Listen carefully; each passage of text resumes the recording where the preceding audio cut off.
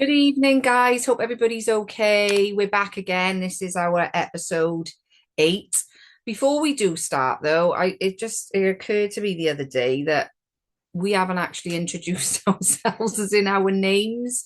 This was my channel a long time ago, before they kicked me off the internet, and I lost it for 4 years. So now we're using it again. I just assumed that, it'd be the same thing. So anyway, my name's Catherine, and this is my husband, Darren.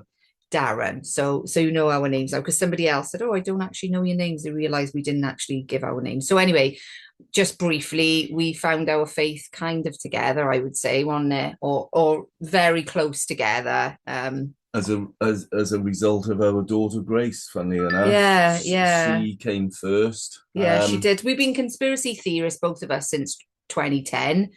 And obviously, luckily, thankfully, we're blessed to have gone through this together because I know that it can really be disastrous in We've some seen so many instances. people split up. If one of you's not looking at the same thing, it's going to cause problems. So we were blessed enough to come through it together. And then it was probably, I God don't showed know, us the way. maybe about 2.5, 3 years ago, Grace wanted to go to church, I It think. might have even been a little bit longer than Yeah, she that. was probably about she's 16 in July. She must have been about 13, I would say. And she asked to go to church. And she was going with my cousin initially. And then she kept and we had our own things going on. We were kind of looking both of us separately, but we ended up coming together on it. But Darren ended up going first and then I went second. And so um we've probably been followers of Christ for about 2 years. Is it? It might even be a bit longer than that, I would actually. say, for myself personally, I would say believers of Christ for 2 years because I've always had Bibles and other religious books. I was reasonably familiar with the scriptures. I wasn't, to be completely honest with you. I don't think I So was an not atheist, but I just was no, quite so indifferent to the whole yeah, religion no, thing. me too. But I was still reading it with the intent of disproving it, basically, because we were down the New Age route and so on and so Yeah, forth. So we've repented for that. By the way, that's an easy one to get caught up in. But yeah, so about 2 years. So since then, obviously, both of us have been studying the Bible. And then obviously we came across Satan's Little Season, which was about just over a year ago because it was before we got yeah, yeah, married, wasn't it, yeah. Oh, last yeah. We've year? been in it for over a Probably the year. Christmas Um, 2024, I think, maybe just a little bit before. And there's some people out there, and I'm going to leave their channels below this one, which I would personally like. Personally, I mean, there's quite a lot of people on this now. Really, it's still very small, still a minority, but there are lots of channels speaking about it. there are So I some will big leave. channels, and they're guest Yeah, appearing on lots of other channels. Um, I will say as well that out of those lots of different people who are doing videos, we both watch the same ones, but we both have different favorites. mm. So my favorites are not Catherine's, and vice versa. But So they're all ultimately talking about the same thing, and exposing it and bringing it to light with scripture and with evidence as well. So we're kind of doing the same thing, but on a much smaller scale. So yeah, in a nutshell, that's who we are. So yeah, yeah, this is episode 8, and today we're going to look at some of the signs in Matthew 24 because we have in past episodes mentioned a few of them. But it is one of those things that's always going to come up from a Satan's Little Season perspective is, well, when did this happen? This hasn't happened yet, or this hasn't happened yet, whatever. So we're going to go through some of the signs today with some evidence to back it up. So I'll leave it over to you, yeah. Di. Just let me know when you want me to read Okay. And certain Catherine's going to things. do some of the more complicated reading, I guess, stuck on the names and So do I. still, yeah, but then, that's fine. Right. So we're primarily going to stick to Matthew 24, the Olivet Discourse, for those who don't know. I'm not going to read it all, but I am. So basically, I'm going to whiz through some of the signs, and then we'll concentrate on what appears to be substantial historical evidence to corroborate some of these signs. Some of it is scriptural, to be honest. Some of it we probably will be repeating what we've mentioned in other videos as well. So without further ado, Matthew 24, verse 3. And as he sat upon the Mount of Olives, he being Jesus, the disciples came unto him privately, saying, Tell us, when shall these things be? And what shall be the sign of thy coming and of the end of the world? So there are three questions within that one verse. And Jesus answers all three of them throughout Matthew 24. I also want to point out, as I've done before, so in Mark 13, verses 3 to 4, he's a bit more specific about who the disciples who come to him privately are, and he names Peter and James and John and Andrew. So we know, again, back to audience relevance, we've done a video on audience relevance. Episode back 2. to audience relevance, we know he's not talking to Catherine and Darren 2,000 years later. He's specifically answering Peter and James and John and Andrew. So when he's saying you and ye, even, and thou, he's speaking to those people. He addresses them personally, and quite possibly there were other disciples there. Obviously, there were 12 apostles, but the disciples were 70 something. So that, you know, he addresses. Yeah, we're not sure who, but we know he's definitely addressing. It was at least those four who asked him privately. So, moving on again, verse 6. And ye shall hear of rumor of wars and rumors of wars. See that ye be not troubled, for all these things must come to pass, but the end is not yet. And again, and ye shall hear, he's talking to those people. For nation shall rise against nation, and kingdom against kingdom, and there shall be famines and pestilences and earthquakes in diverse places. So there are a few of the signs. Famines, I'm going to run through, like I say, keep the mental note. So there'll be famines and pestilences and earthquakes in diverse places. Skipping on to verse 14, and I am going to go into a little bit more detail on this. So, and this gospel of the kingdom shall be preached in all the world for a witness unto all nations, and then shall the end come. Now, we've done this in a video. People often say it hasn't been preached, and then so they say, well, it can't have happened because the gospel hasn't been preached, and they many people give their own interpretation of why they think it wasn't preached, but we can prove that it has easily and simply just using scripture. We don't have to go any further than scripture, and I'm just going to run through a few of the many verses. So Colossians 1 verses 5 to 6. For the hope which is laid up for you in heaven, whereof ye heard before in the word of the truth of the gospel, which is come unto you, as it is in all the world. Colossians 1, verse 23. If ye continue in faith, grounded and settled, and be not moved away from the hope of the gospel, which ye have heard, and which was preached to every creature which is under heaven, thereof I, Paul, am made a minister. Again, and that every creature is a hark back to Mark 16, verse 15. But I say, this is Romans 10:18. But I say, have they not heard? Yes, verily, their sound went into all the earth, and their words unto the end of the world. We got Romans 15:19 to 20, Romans 16:25 to 26.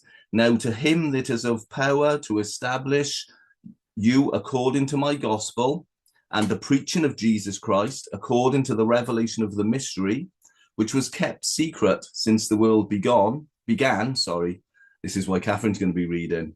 But now is made manifest, and by the scriptures of the prophets, according to the commandment of the everlasting God, made known to all nations for obedience of faith.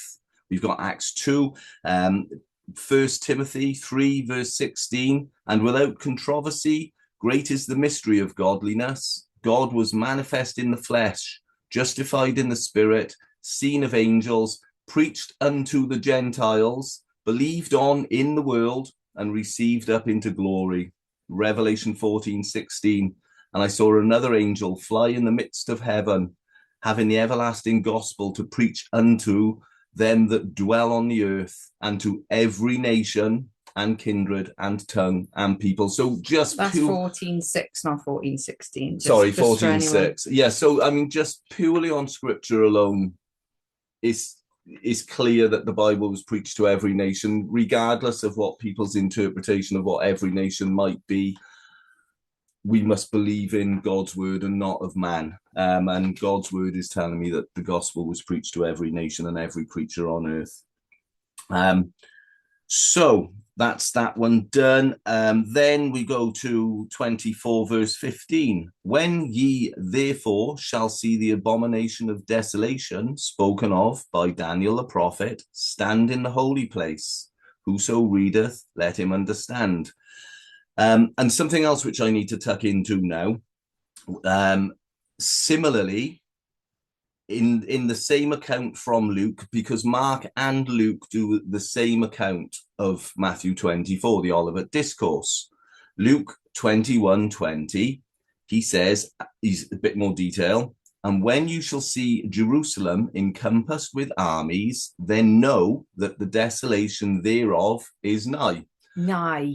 That means like now, but like still, soon, very soon. of course, yeah. I mean, and this urgency, I've said it over and over again in our previous videos. This urgency is throughout the New Testament. If you take that futurist lens off, the whole New Testament reads as such. Now, so what Luke is saying is when Jerusalem is compassed with armies, and we know that happened during the siege of the temple.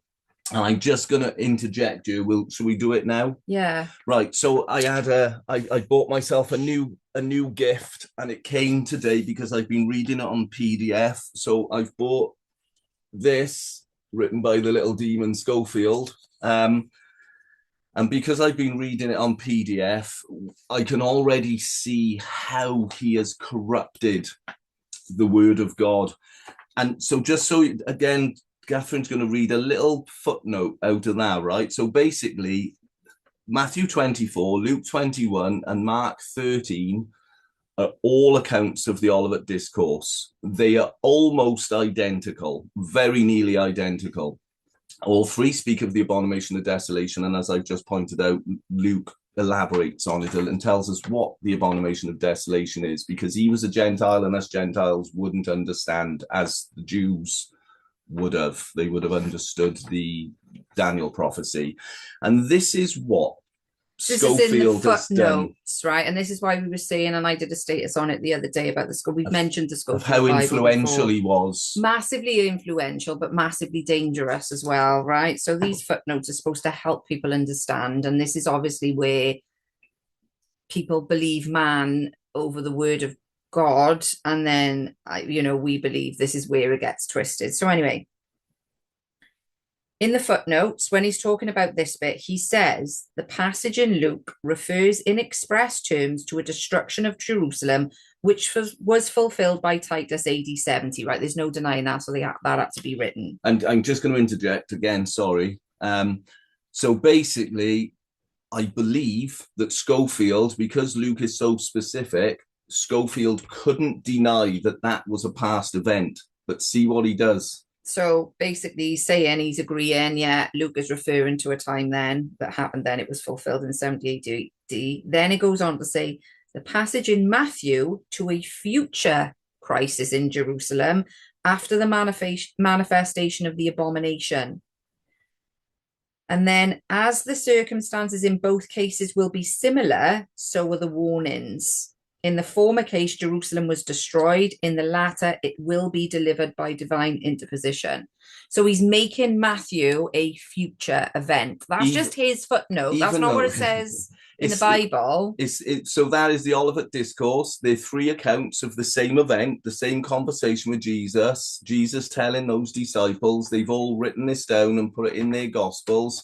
But Schofield has decided that because he can't deny the Luke bit, he's put that as a past event. But that exact same event for Matthew, he's put in the future. So for that to happen, now we need to create the imaginary third temple and have the man of lawlessness sit in the temple so they can start sacrificing, stop sacrificing, put the land of lawlessness in there. So then The Messiah the can come. Messiah who isn't Do you know, this Jesus is can actually come. has real massive Mm, consequences for how people are reading the yeah, of Bible. course. It really is. It may seem something small, but actually it's really not. It's actually really Mm, um that's really dangerous. I yeah. mean, that's not all of them. That's just one of them. Yeah, no, I mean, I mean the we've I've whole already noted quite a few. that's massive. That is the magnitude of just that one little It's passage this to make Matthew a future event. it's the same. It's the same event. They're all describing the same event. It's the same event, and yet he's made one past and one future. Why would you do that? I Exactly. mean, why? Why would There you is do no that? reasonable answer. Anyway, rant over, and back to the point at hand. Um, so, Matt 21, 24, 21. For then shall be great tribulation. So this is after the abomination of desolation. For then shall be great tribulation, and this is important for peace of mind, such as was not since the beginning of the world to this time, no, nor ever shall be. So, what Jesus is telling his disciples there, what he is telling Peter, James, John, Andrew, and maybe others is that, look, it's going to be the great tribulation as opposed to all of the other tribulations named in the Bible, And it'll never be but like it's that never going again. to be as bad as this again. And I know modern folk can't accept that. I mean, we all need it to be the worst than it ever is. We can't accept that almost genocide in the whole of the Jewish population isn't quite tribulation enough, and the ones which were left were taken into slavery. Actually, just to interject there, when we were playing the little videos by I can't remember the name of the channel now about Victory for Christ. yeah, it might be that Victory for Christ on TikTok, and the videos are really clever actually, and you had like I think it was John running through, obviously, AI generated, and then behind him you've got like, the temple blowing up, and he's saying, we're all starving to death. They've killed like 90% of us, but imagine how bad it's going to be in the future, Um, when Jesus comes back in 2000. yeah, That's not what's said and in the Bible. That's not again, to say we're not having bad times, no, but we not are. as bad as We've we were always had then. bad times because Satan is running the show. Mm, So every generation from at least, Satan being released from yeah, the bottomless yeah. We pit don't to know when that was, now but have all had bad times. I mean, every generation, we've said this again, I'm just repeating myself, would have thought would have they were the thought, end days, during though. communism, the First World War, Second World War, Yeah. they would have all thought that they were in the time of the end times, according to tribulation. Um, so again, the fact that nearly during the siege, women were roasting and eating their own babies. And as bad as it is now, I don't think we're ever going to see anything quite that bad. I mean, food prices are going up and they're going up some more because, they've decided to bomb Iran.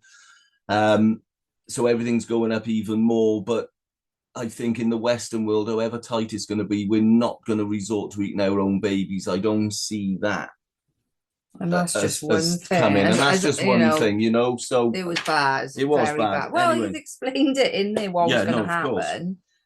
Right, 24, 24. For there shall arise false Christs and false prophets, and shall show great signs and wonders, insomuch that, if it were possible, they shall deceive even the very elect. Now, we've already done videos where we've pointed out the false prophets. There are many of them. I believe that so far there are at least 22 documented false Christs, people who have said that they are the Christ. But regardless, I thought I'd slip this in. There are historical accounts from 69 AD where Vespasian, in the street, he was reluctant to do it apparently, but they begged him to do it because he was seen as a god.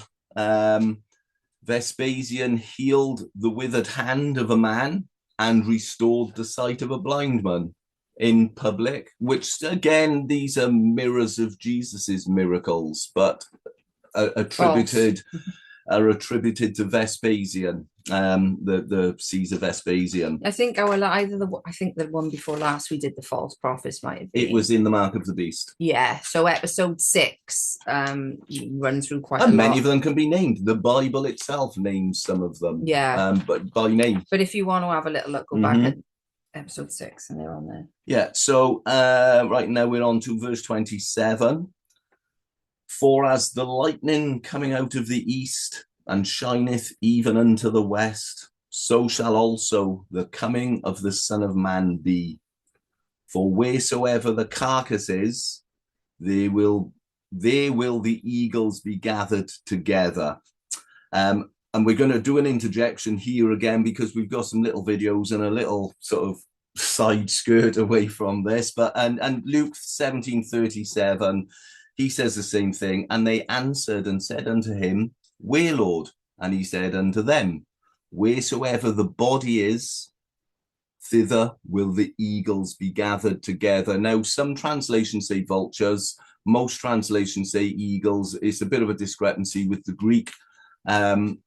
Regardless, vultures suggests dead people as they were around the temple, but we'll go with the common translation of eagles, and we'll be sharing a screen for a second, which will lead us onto a slight diversion as well, just for the Christian Zionists amongst us.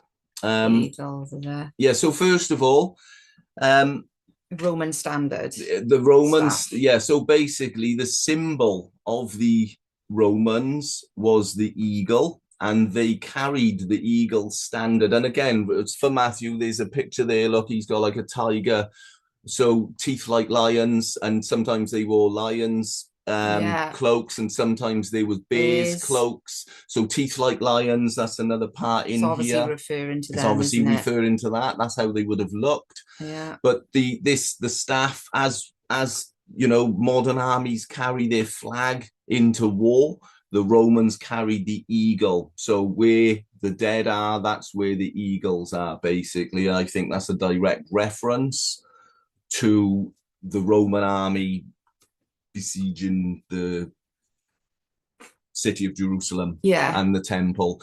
So here comes the side note now. So are we doing this one? Yeah, do that one. Yeah. So now we've got so now we know that Rome is the eagle. We got a nice little video here. Actually, do you know what? I'm going to stop sharing because I don't know if I did click share sound. I didn't, which meant you wouldn't have heard it. So there we go. There. Right. So listen to who he says Rome is now. This is obviously Bibi Netanyahu, false name.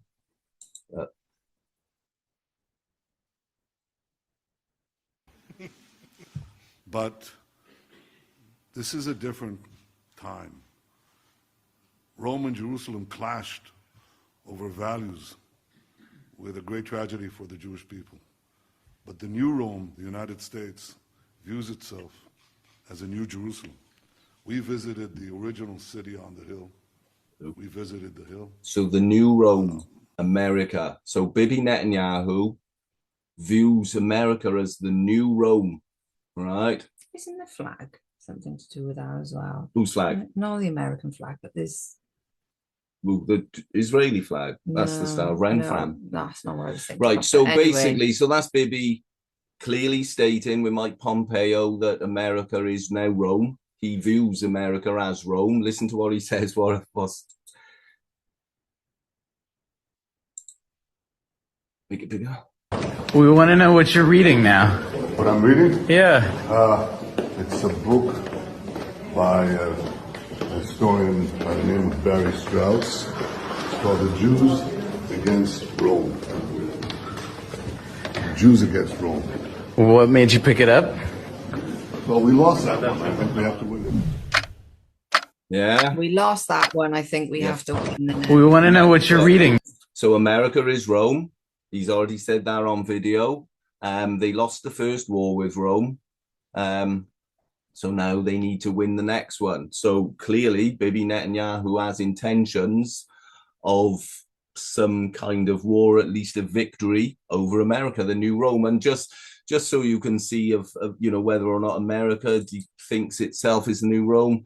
There's Trump. This is a recent speech where he claimed he was a king like Jesus. But there is the eagle. It's the emblem of America, the eagle. So basically, the Roman Empire was morphed into the Roman Catholic Church. It was never gone altogether. It was never gone. It morphed into the Roman Catholic Church. Church, especially when and has now morphed into America, as nicely admitted by Bibi. So for all the Christian Zionists out there, prepare for Israel to defeat America, the new Rome. It's not my words, it's Bibi's. Take it up with Bibi. Basically, all I'm doing is just showing you what he said.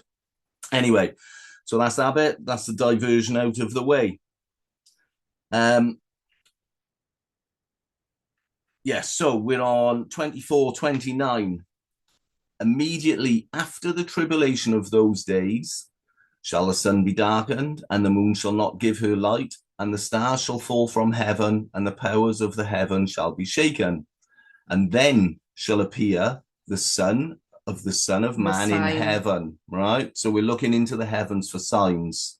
And then shall all the tribes of the earth mourn, and they shall see the Son of Man coming in the clouds of heaven with power and great glory. So I've just got a couple of verses now. So the coming in the clouds of heaven with power and glory. This isn't the only verse where Jesus states his return as being in the clouds from heaven. So I'm just going to run through a few of them. Matthew 16, verses 27 to 28. For the Son of Man shall come in the glory of his Father with his angels, and then he shall reward every man according to his works. Verily I say unto you, there be some standing here which shall not taste death till they see the Son of Man coming in his kingdom. So he was talking to those people again. It's the audience relevance. He's telling them there'll be some standing here which will see the Son of Man. Will not be dead, but he's not taste death, so they'll still be alive. Exactly.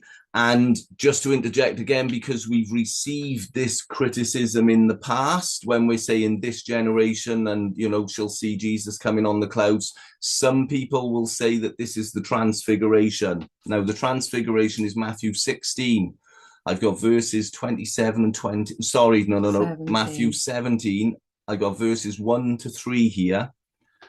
And after 6 days, Jesus taketh Peter, James, and John his brother, and bringeth them up into a high mountain apart, and was transfigured before them.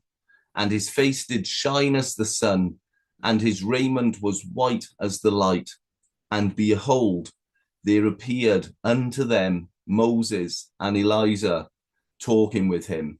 And that's echoed in Mark 9 and Luke 9. Now, why we know that Jesus coming on the clouds with power and is not the transfiguration. The transfiguration, there are no angels and no judgment, as he clearly states in Matthew 16, 27 to 28. There is no judgment, there are no angels. And when he's coming in with power on the clouds, there is no Moses and there's no Elijah. So we know they're two different events, right? We cannot confuse one with the other. So back to the clouds, Mark 13, 26. And then they shall see the Son of Man coming in the clouds with great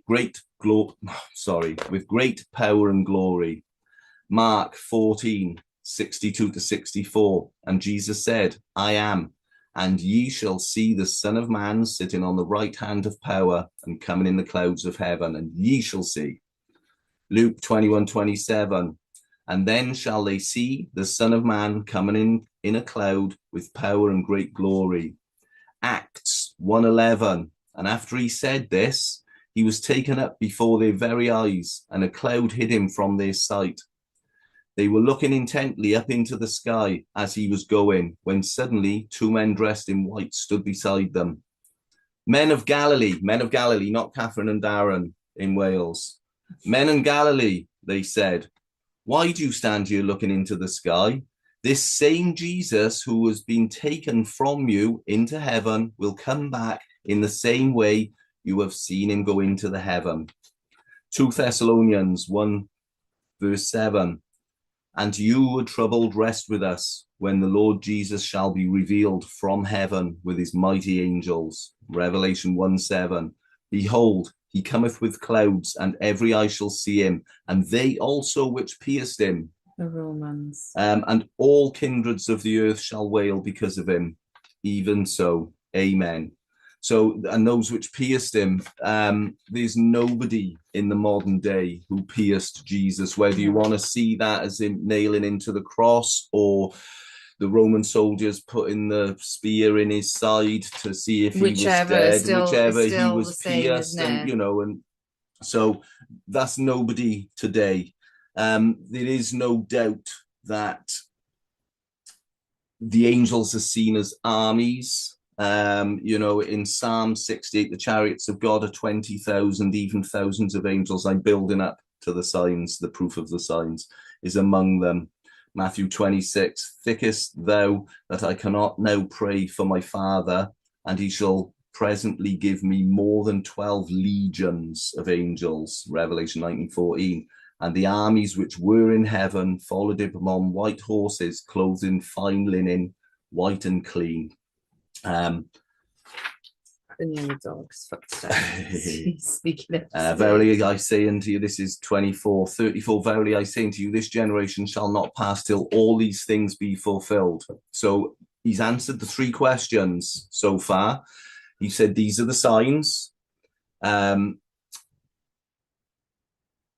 He's telling us that once the gospel is preached to all the nations, then these things will happen. And he also told them that some of them will still be here, and he's told them that some of them will still be here. It doesn't tell him exactly when, but Nope. And if you go to John 21 verse 22, Jesus is actually saying to Peter, well, if John, I think he insinuates that John is going to be around to see his return, and Peter's like, well, why? And he's like, well, if I want him to remain alive until I return, what is it to you? That's what Jesus says to Peter when he's saying that John will be around when Jesus returns. So he's actually saying that John will be one of this generation. There'll be some of you standing here, John. John's one of them. John's right, and that is clarified in John 21. By Jesus. And again, people say, but of that day and hour knoweth no man, no, not the angels of heaven, but my Father only. And that is correct. When these gospels were written, they didn't know. They didn't know. Nobody knew that it was 70 AD. Nobody knew. So that is correct. But that doesn't mean that he didn't come, because at some point, whether you are in the same camp as us or you think it's still a future event, at some point he's going to come back, and then we will know. But when he's speaking in the past, we won't. So I'm going to now point out some of the signs. I've got quite a document. We've got some books which Catherine is going to read from as well. We've got my Josephus book. Again, this is an old copy, hence the state of it. Anybody who's interested in 1st century history, I truly recommend you getting Josephus. I've also got Tacitus, the histories, the one book which reveals a lot of history about those times, which we're going to go over today, is Cassius Dio. I don't have any of it. His histories are like 50 volumes. I haven't got them, unfortunately, so we're just relying on you can find internet quotations. You can do, PDFs. Online, but they're better to have in books. So I'm going from, with regards the signs, I'm just going to go through and we'll concentrate on the more relevant and important ones. I'm going to go from February the 6th, 67 AD, which is 3.5 years leading up to the destruction of the temple, right? That is the time of tribulation. So we're starting 3.5 years before, so we can include these in the times of tribulation. So, right, first one, we want to go in there. I've got number 1. Okay. So in 67 AD, the Jewish high priesthood ceases. The high priest was drawn by lots, and this is what happened in 67 I AD. know where I'm starting. Where Yeah, am no, I that will do. finishing? Just read until he gets just up by here somewhere. You'll know Okay. where you're going to start. Right. Hereupon they sent for one of the pontifical tribes, which is called Aniachim, and cast lots which of it should be the high priest. By fortune, the lot so fell as to demonstrate their iniquity after the plainest manner, for it fell upon one whose name was Phaneas, the son of Samuel of the village Aptha. He was a man not only unworthy of the high priesthood, but that did not well know what the high priesthood was. That'll do. Okay. So basically, they'd always drawn the high priest by lots. In this instance, in the days of tribulation, they drew their lot and they chose a man basically who was not only not worthy, but he didn't even know what the high priesthood was. Totally and utterly, it was purely the wrong person to pick. So we have then in 67 AD again, we have the siege of there's two. Would that be Nero then? Yeah, no, Nero was the Caesar at the time. Okay, so we have the siege of Yodfat or Jodapata, same thing, different names. I don't know why it's got different names. This was the second bloodiest of all the wars of Rome and Jerusalem after the War of Jerusalem. 40,000 Jews were massacred during this siege. I reckon that's a bit of tribulation. The doors of the Augustus Mausoleum and Nero's bedchamber both opened by themselves. It rained blood in the Alban region. Nero committed suicide in 68 AD. Galba becomes Caesar. He's the one who was only for a short time like in Revelation, 220 days. So basically, that is the one, that's the sixth who will only rule for a short time. Nero was the fifth. Again, one we've done a video what John of this. Said 5 have gone. One is we were talking about Nero. This is episode 6 we did, and then one for a short time, which would have been Galba. It'll go back now. Sorry, we got this really fancy camera and it just zooms in and out. I don't even know. We're not even moving. So we're looking for pestilences and earthquakes and lightning and so on and so forth, and signs in the heaven. So we had an earthquake in Rome. Again, as he entered the city and later the palace, he was met by a shock of an earthquake and a sound like the lowing of kine. There followed even clearer signs. And this is from Suetonius, Life of Galba, section 18.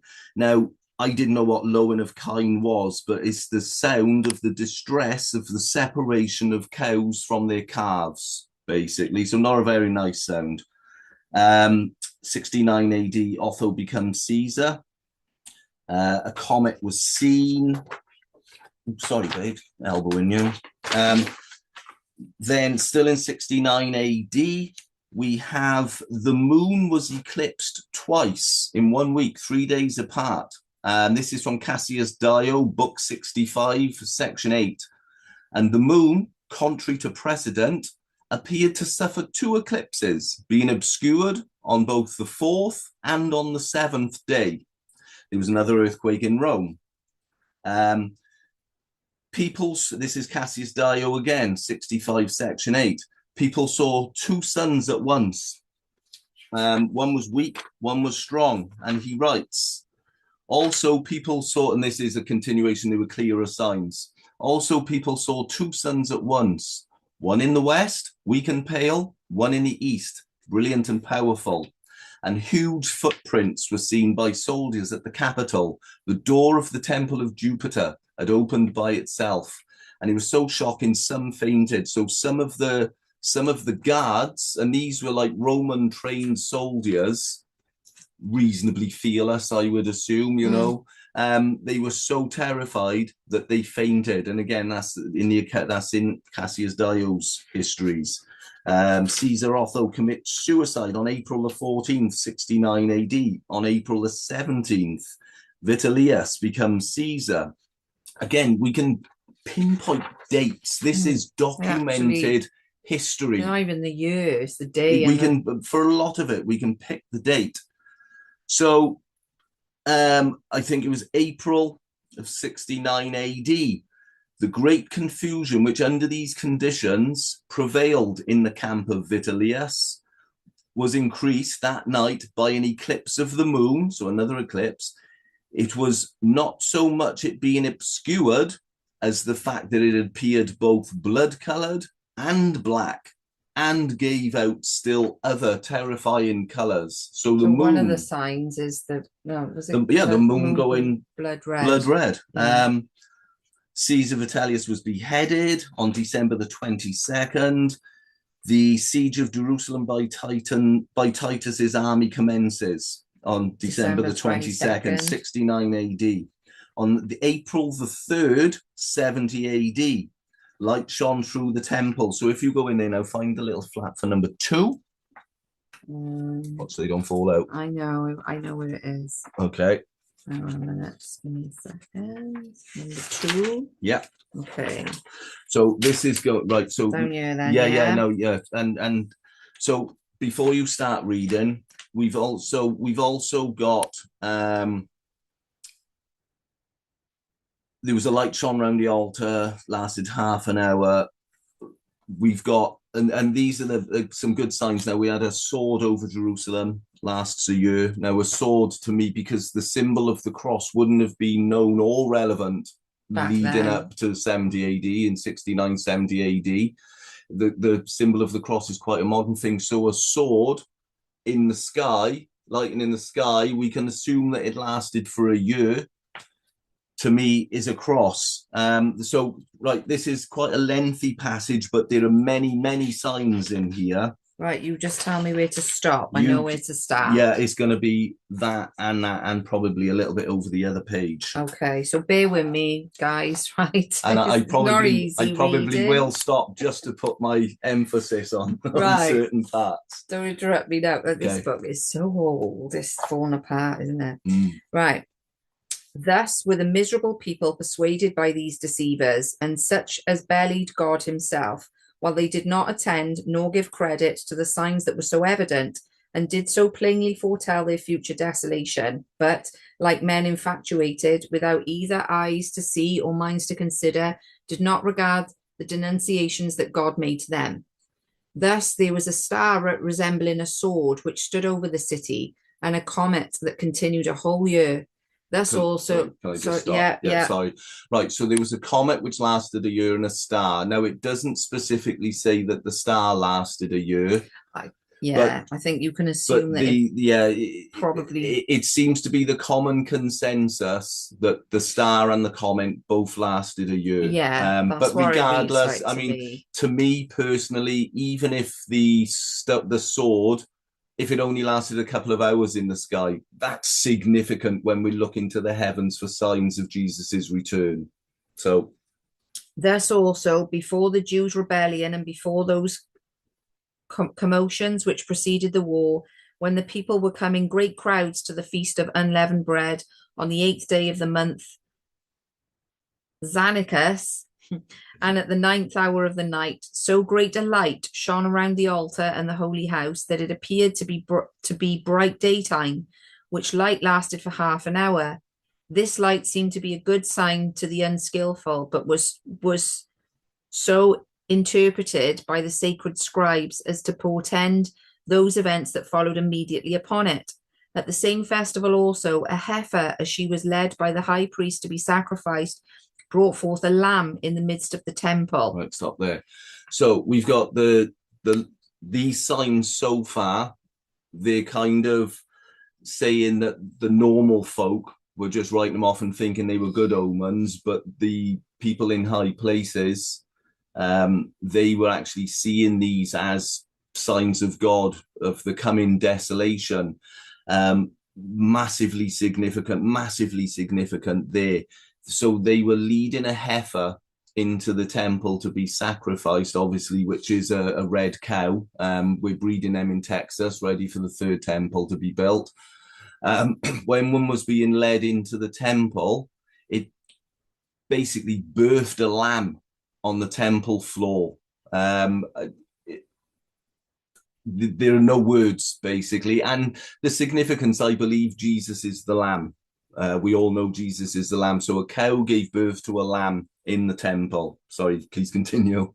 Moreover, the eastern gate of the inner court of the temple, which was of brass and vastly heavy, and had been with difficulty shut by 20 men, and rested upon a basis armed with iron, and had bolts fastened very deep into the firm floor, which was there made of one entire stone, was seen to be opened of its own accord about the 6th hour of the night. Now those that kept watch in the temple came hereupon running to the captain of the temple, and told him of it, who then came up thither, and not without great difficulty was able to shut the gate again.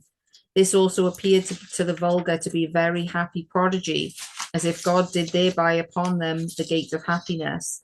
But the men of learning understood it, that the security of their holy house was dissolved of its own accord, and that the gate was opened for the advantage of their enemies. So these publicly declared that this signal foreshadowed the desolation that was coming upon them. Besides these, a few days after that feast, on the 21st day of the month, Artemisius, a certain prodigious and incredible phenomenon appeared. I suppose the account of it would seem to be a fable, were it not related by those that saw it, and were not the events that followed it of so considerable a nature as to deserve such signals. For before sunsetting, chariots and troops of soldiers in their armor were seen running about among the clouds and surrounding the cities. Right. So that is Josephus. I'm going to interject you now because so there were chariots and soldiers running around in the clouds, right? Around the city, encircling the city. I think it's fair to assume that those were not the Jews and they were not the Romans. But anyway, regardless, we have it also in Tacitus. So obviously Tacitus, the history, is another very, very credible first century historian, and it's chapter 13. Prodigies had occurred which this nation, prone to superstition, but hating all religious rites, did not deem it lawful to expiate by offering and sacrifice. There had been seen hosts joining battle in the skies, the fiery gleam of arms, the temple illuminated by a sudden radiance from the clouds. The doors of the inner shrine were suddenly thrown open, and a voice of more than mortal tone was heard to cry that the gods were departing.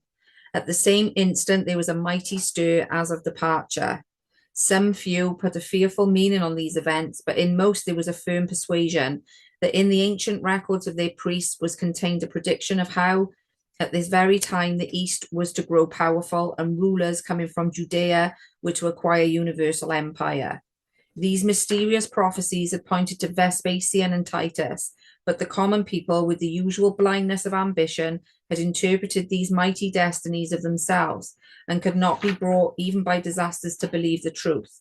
I have heard that the total number of the besieged of every age and both sexes amounted to 600,000. All who were able bore arms, and a number more than proportionate to the population had the courage to do so. Men and women showed equal resolution, and life seemed more terrible than death if they were to be forced to leave their country. Such was this city and nation, and Titus Caesar, seeing that the position forbade an assault or any of the more rapid operations of war, determined to proceed by earthworks and covered approaches. The legions had their respective duties assigned to them, and there was a cessation from fighting till all the inventions used in ancient warfare or devised by modern ingenuity for the reduction of cities were constructed. Yeah. So as for a great tribulation again, so we had 40,000 people died in the one siege. 600,000. He's saying 600,000. That's almost 1 million people. And the few which were left, and there was a few because then we had famines and pestilences afterwards. They were eating their own babies and so on and so forth. The population was much smaller then. 600,000 people it was almost a complete genocide. They almost wiped them out. Now, those accounts there, so we have Josephus, and I just want to point out, Josephus and Tacitus, right? But I would just like to point out, because in the past, the credibility of Josephus has been questioned to us by Christians. He's even been called pagan Yeah. Why would you listen to a pagan historian? He was a Jew. He was the of priests, and this is Church Histories, Book 3, Chapter 9, Eusebius, and he says, after all this time, it is fitting that we should know something in regard to the origin and family of Josephus, who has contributed so much to the history in hand. He himself gives us information on this point in the following words. Josephus, the son of Matthias, a priest of Jerusalem, who himself fought against the Romans in the beginning and was compelled to be present at what happened afterwards. So he was there, according to Eusebius. He was the most noted of all the Jews of that day, not only amongst his own people, but also amongst the Romans, so that he was honored by the erection of a statue in Rome, and his works were deemed worthy of a place in the library. He wrote the whole of the Antiquities of the Jews, which is what is in there, in 20 books, and a history of the war with the Romans, which took place in his time, in 7 books. He himself testifies that the latter work was not only written in Greek, but that it was also translated by himself into his native tongue. He is worthy of credit here because of his truthfulness in other matters.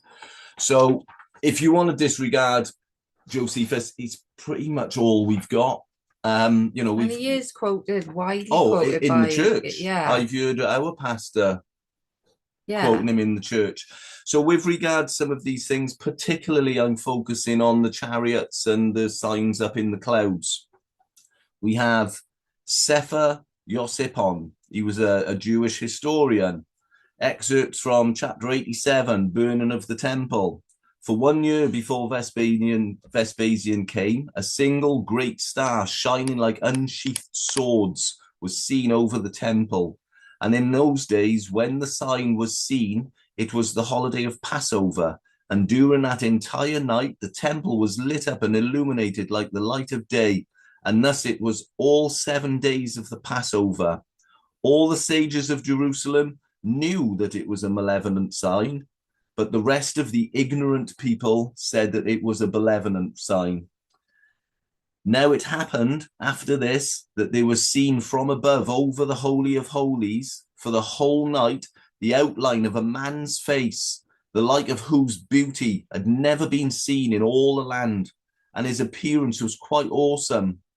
Moreover, in those days were seen chariots of fire and horsemen, a great force flying across the sky near to the ground, coming against Jerusalem and all the land of Judah, all of them horses of fire and riders of fire. When the holiday of Shabbath came in those days during the night, the priests heard within the temple something like the sound of men going and the sound of men marching in multitude going into the temple, and a terrible and mighty voice was heard speaking, "Let's go, leave this house." We have pseudo Hegesippus, sorry. He's a 4th century. Yeah. Book 5, chapter 44. Also, after many days, a certain figure appeared of tremendous size, which many saw, just as the books of the Jews have disclosed. And before the setting of the sun, there was suddenly seen in the clouds chariots and armed battle arrays, by which cities of all Judea and its territories were invaded. Moreover, in the celebration itself of the Pentecost, the priests enter in the interior of the temple at night time, that they might celebrate the usual sacrifices, asserting themselves to first have felt a certain movement and a sound given forth.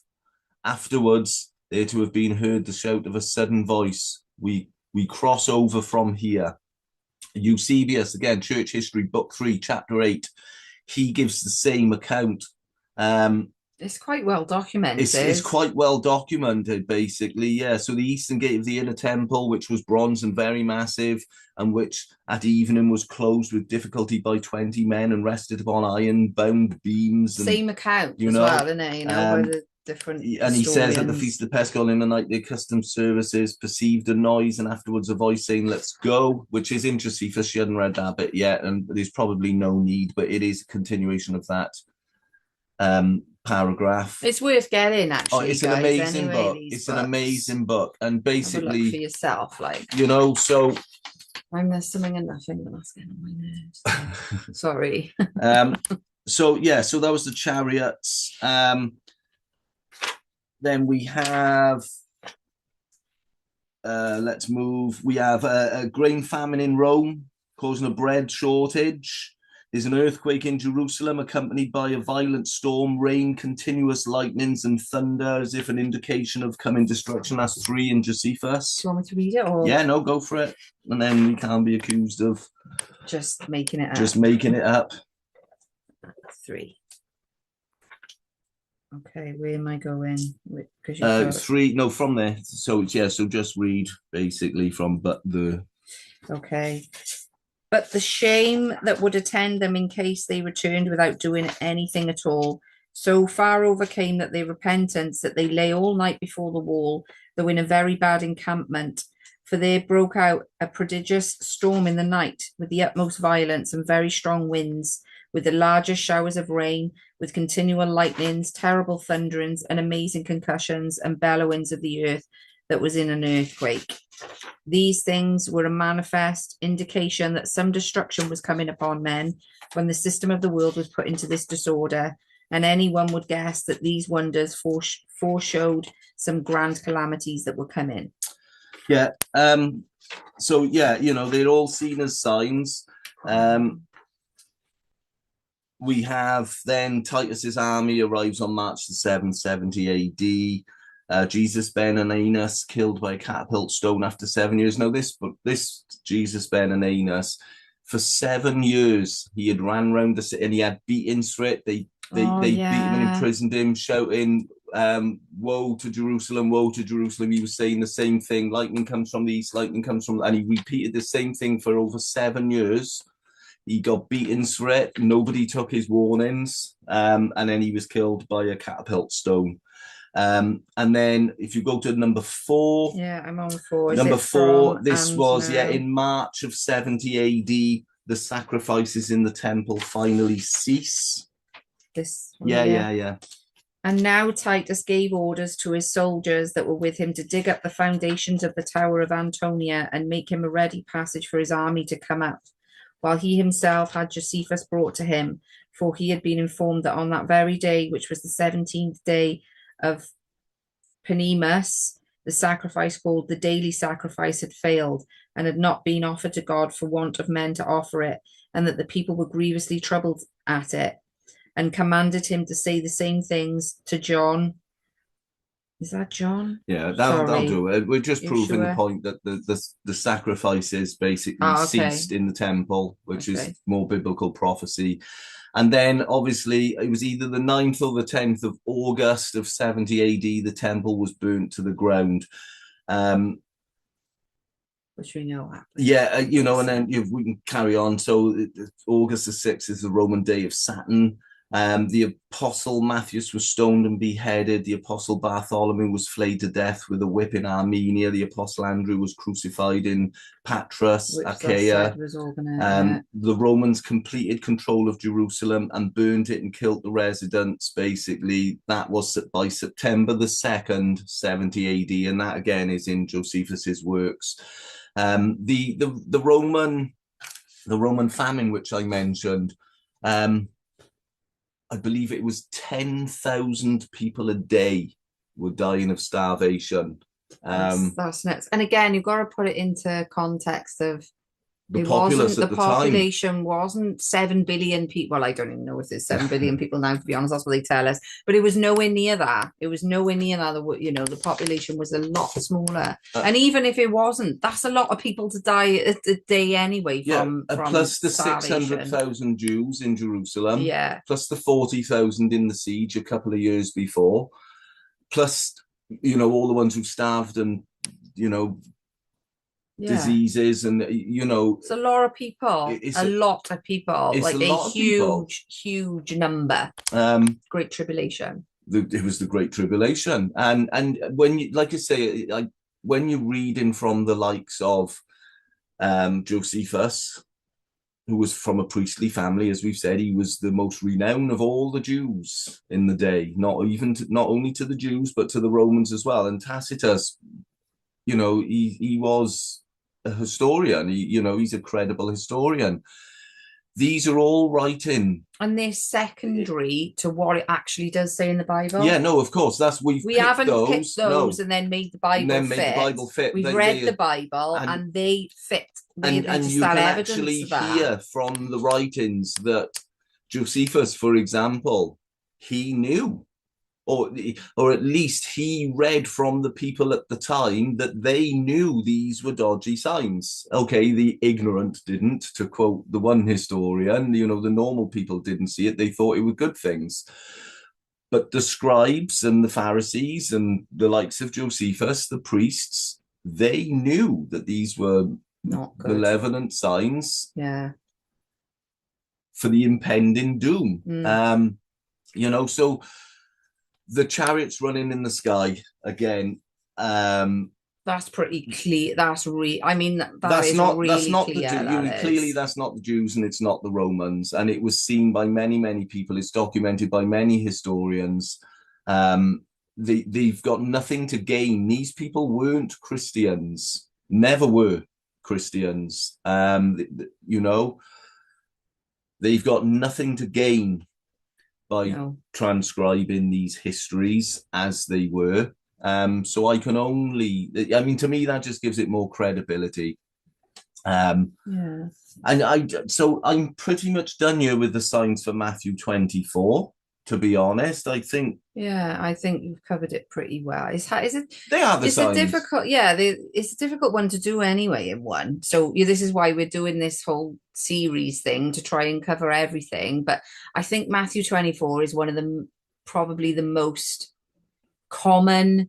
When you say, we believe we're in Satan's little season, I think the Olivet Discourse comes up more than anything else. There are a lot of other things that come up, but that one in particular, well, this hadn't happened. I'm being preached to all the nations. No. What about the armies in the sky? What about this? What about that? So that's why we try to cover. And with regards to Revelation, I mean, many scholars believe that Revelation is John's account of the Olivet Discourse. I'm tending to believe, I agree personally, right or wrong, there are so many crossovers and similarities between the Olivet Discourse and Revelation. Revelation seems to be a much more detailed version of the Olivet Discourse, and obviously in the Gospel of John there is no Olivet Discourse. That's where it's missing. So I think that could quite well be his version. And again, that's not my theory. I just agree with that theory. It makes sense to me. And when I look at the similarities,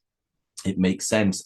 And I don't know if you want to. Oh, I just wanted to say as well, just on that, and it's not really relevant to this thingy, but just to say, because obviously there's like two camps about when they believe John wrote Revelation. You've got some people think it's in 90 AD, and some people think it's before then. When John wrote it, the second temple was definitely still standing, because Jesus asked him to measure it. Jesus does ask him to go and measure it, and it was still standing. I believe it was 70 AD or thereabouts. I think it was. I think it was before. And there are two camps, and they all give very good fundamental reasons why they believe it's either pre or post destruction of the temple. Again, you can't measure something if it's and it's there, and we know that there is no third temple because it specifically mentions it in the book of Revelation. And I saw the New Jerusalem coming down out of heaven, and there was no temple. So he specifically says we've done this on a previous video. We have. I think it was the last. There's many scriptures where there's no third temple. So him being told to measure the temple. He's talking about and he can't measure the third. If there is a third temple, if we're wrong and there is a third temple, but he's not here to measure it. So, and I just think that's why I believe what I do. I just think it's a major oddity that he wrote that whole book in 90 AD, and yet didn't mention mention if it was 90 the AD. tribulations that they suffered and the war and the destruction of the. I mean, It's these quite would have important. been, the Jewish people were almost genocided out of existence. You'd think Their that that would be temple was, mentioned. their temple was laid desolate. Their city was laid desolate and burnt to the ground. Not one stone of the temple was left upon top of another. The remnants of Israel, of Jerusalem, of the Jews which were left, were taken into captivity. They were taken as slaves again and dispersed around the world, around the nations. For him not to mention a single word of that, I just think is just a bizarre concept. That doesn't make any sense in my mind. But it Because he fits. would have been, Yeah, there. He would have known about of it. course he would have. And he would have mentioned it. It's just like really important. And technically, there were very few Jews left for him to be writing the Book of Revelation to. Yeah, I believe it was written If it before was post, 70 I believe AD. it was as well. Yeah. And there are more reasons than just the ones we've said, but I'm not prepared, so I'm not going to paraphrase and get myself wrong and be slandered upon the internet any more than I am already.